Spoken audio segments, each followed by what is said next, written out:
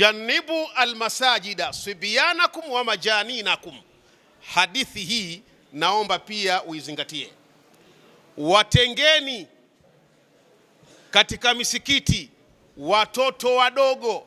Hapa ina maana kwamba ni wale ambao hawajitambui wasije kuharibu msikiti. Wa majaninakum, na wenda wazimu wenu wehu wasikaribishwe humu.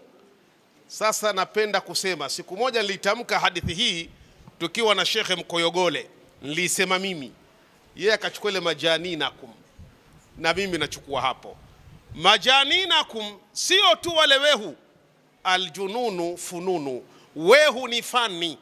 Anaweza kawa mtu kweli ni mwanazuoni lakini mwehu, kwa sababu wehu ni fani.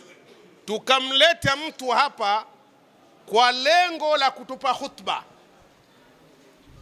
Baada ya kutoa khutba ituweke wamoja, akatugawa, akashambulia viongozi hawa. Pia lazima tuwaangalie vijana wetu, tunawasomesha vijana wetu, tunapenda washike manabiri hizi, lazima waende na miiko ya dini. Dini inaitia wahda, kwenye umoja.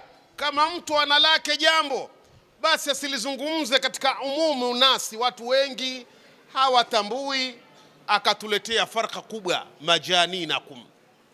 Lakini shekhe pia hadithi inaendelea, washaraakum wa bai'akum. Mambo ya kuuza msikitini hakuna hapa, hakuna mambo ya kuuza hapa msikitini, wala kununua. Haya mambo hakuna. Lakini vile vile inaendelea hadithi, wa husumatikum, magomvi. Hapa si mahala pa magomvi. Lakini wa raf'i aswatikum, kuinua sauti. Hapa sauti ni ya Allah. Waman adlam mimman mana masajid Allah an yudhkara fiha ismuhu wa sa'a fi kharabiha. Ndugu zangu, hadithi na mambo 10, metaja 6.